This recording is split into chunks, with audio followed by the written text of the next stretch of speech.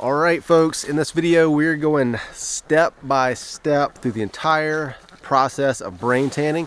We're going to take this deer hide from the raw state that it is now to a finished brain tanned hide. If you're going to be tanning these hides for clothing or some other use where you want a really soft skin, having a hide from either a doe or just a young deer is going to be your best hide to get because they're just thinner hides. They're easier to work, they're easier to soften. First thing we need to do is flesh this thing, get all of the fat and the membrane off the flesh side of this hide. The fleshing knife that I'm going to be using today is a Caribou 128. Now, you don't have to have a specialized fleshing knife like this. You can use, I've used old draw knives before. They work just fine. You could even make a makeshift fleshing knife out of an old lawnmower blade, and they work just fine.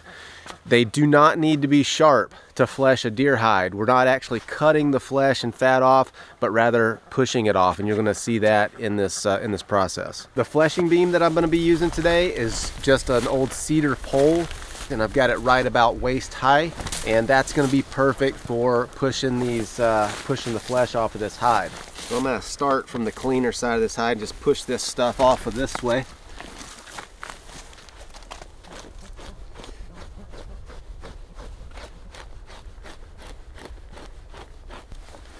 When you're fleshing these hides, you need to make sure that you've got nothing in between the hide and the fleshing beam. No burrs in the hide, no pebbles, things like that, because you'll cut a hole in the hide, and that's just more work later on. You get stuff building up on the edge of your blade like that, just clean that stuff off and help it grab a little better.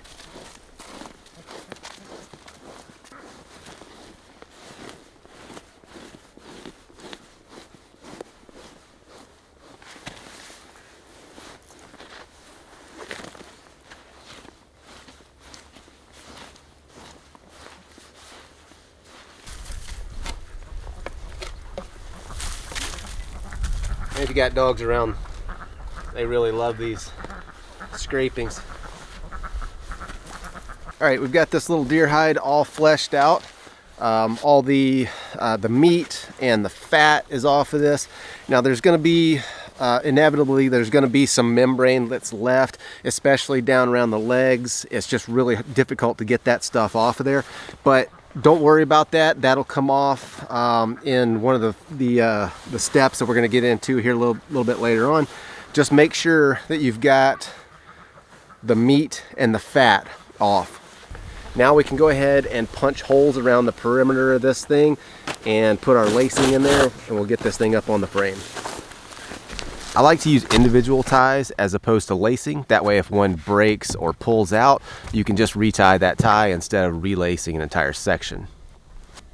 We're going to stretch this hide tightly, keeping it centered in the frame.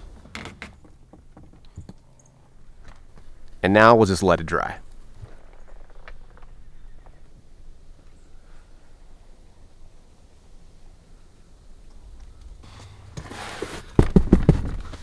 All right, so our hide is dry and super tight. I've got my scraper here, and it is razor sharp. So what I usually like to do is just find a place up here on the neck where it's a little thicker and just kind of start. You're gonna have to cut down through some of the hair, just start a spot, and then you can just work from that spot out, scraping the hair and the grain off at the same time. The grain is the outer layer of skin, the shiny side of leather, and removing it leaves us with a fuzzy, suede-like feel. There's several different ways to go about this. One of the others is called a wet scrape method, and that involves swelling the hide with an alkaline solution and then scraping the grain and the hair off that way. In this video, we're going to go through the dry scrape method. One of the advantages of dry scraping a hide is that it allows you to thin the hide as well, and that makes for a lighter hide that is very suitable for clothing. What we've got now, essentially, is rawhide. Little slurry of deer brain. The oils in the brain lubricate the fibers in the hide, helping to keep them from sticking together as the hide dries. And because they're water soluble, they don't leave the hide oily, and that's what allows braintan buckskin to have that soft, fluffy, cotton-like feel.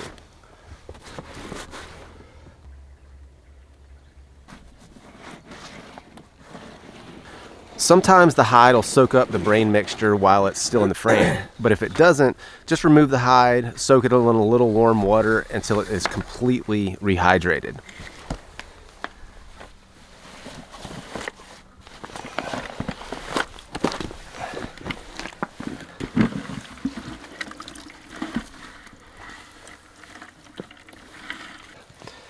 You want to keep the water kind of minimal, just to kind of keep that concentration. If you get too much water, it just dilutes your brain a little bit.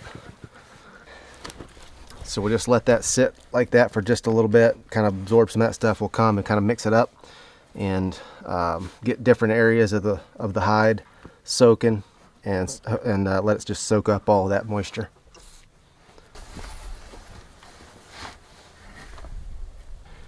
So we're going to go ahead and just throw this back up here, and we're going to wring out as much of this liquid as we can. It's a lot easier to do this if you remove the ties, but then you got to retie everything. So I just kind of leave the ties on there and just deal with it. This is going to do two things. It's, first of all, it's going to get rid of excess moisture, and then secondly, it's going to stretch these fibers out, open them up, and that's exactly what we need.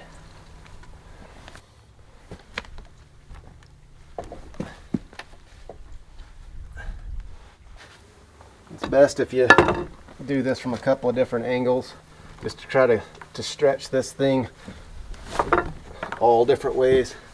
Just kind of roll it around, refold it, re-roll it on your beam up here. You want to stretch those fibers in the hide as much as you can. It's going to make the next step go a lot easier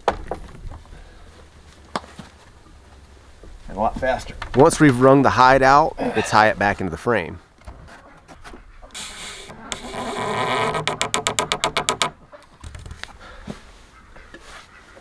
So we've got our hide light laced back up on the frame, and now we're just going to take our stick and just start working this thing until it's completely dry. Now, I have this in the bright sun right now because it's fairly cool. It's probably 55 degrees out here. If I was doing this in warmer weather or much drier conditions, I would not have this in the sun because it would dry out too fast. So we're just going to keep working this, and it's going to get stretched out. It's going to get baggy, and that's perfectly fine. It's exactly what you want. When it gets baggy like that, don't worry about tightening up the ties or anything. Just keep working it and keep stretching those fibers. As you're working this, you're going to notice that there's areas of the hide that are going to dry faster, usually around the flanks and the thinner areas. So just keep an eye on those. Make sure you go back to those more frequently and keep them stretched out as they're drying. Once they're dry, you don't have to worry about them anymore.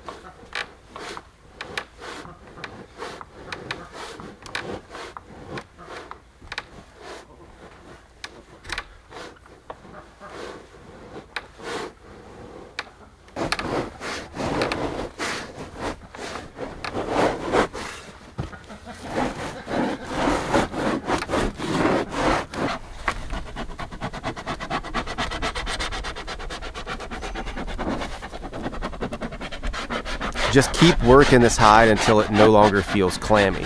Then the soft, dry hide can be cut from the stiff edges.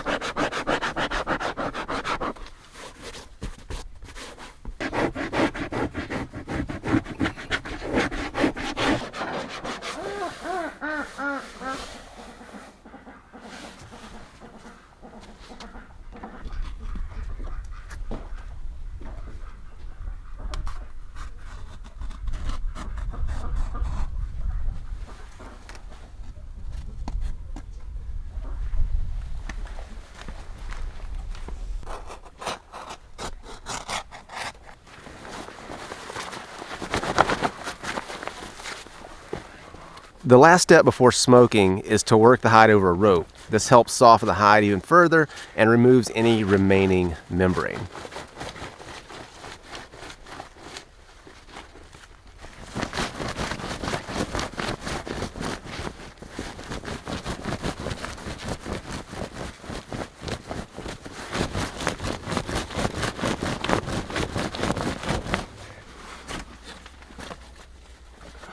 So we've got several hides here, and instead of smoking them all individually, I'm just going to hang them in here and smoke them all together.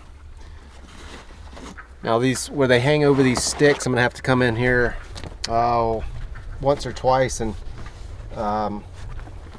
just kind of move them around, because it won't smoke where it's contacting that stick or where it's laying on top of itself. But that'll be all right.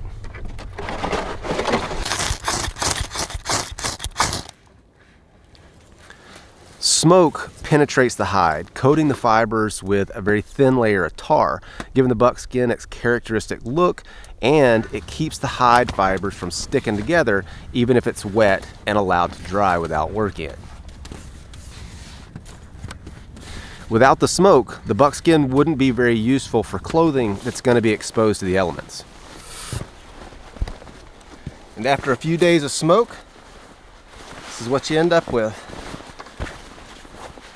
Beautiful. Smells good too.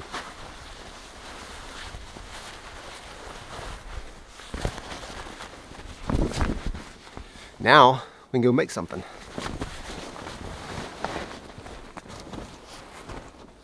So this is sinew, and in an animal there's sinew all over the place. This is basically the tendons. This particular piece happens to be the one that lays on top of the back strap. So on either side of the spine there'll be one of these pieces right here. You just fillet it off like you would the skin of a fish, lay it out, let it dry, and then you can peel off these long fibers. And this stuff is very, very tough, and this is what has been used for sewing garments for, I don't know, thousands of years, I suppose. Now historically this stuff would have been used with a bone awl, where you would just punch each individual hole and then work the thread through the holes individually. I don't have that much time, and so I tend to use a curved glover's needle. So this shirt was made using 4 whitetail hides, and it's all hand stitched with sinew. Every stitch in this thing was hand done, and it's all done with back sinew. What do you think? Shall I model it? Bam! So I estimate this shirt took me, from tanning all the hides, hand stitching everything, probably 60 hours in this one shirt. So it's a lot of work, but it's pretty cool. Maybe I overdid it with a fringe. I don't know. What do you think? Now I've been slowly accumulating historically accurate garments like this because I've got plans for the future, probably next year. You're gonna get to see me put all this stuff on and go do something crazy. So, hope you enjoyed that one. We'll see you on the next one.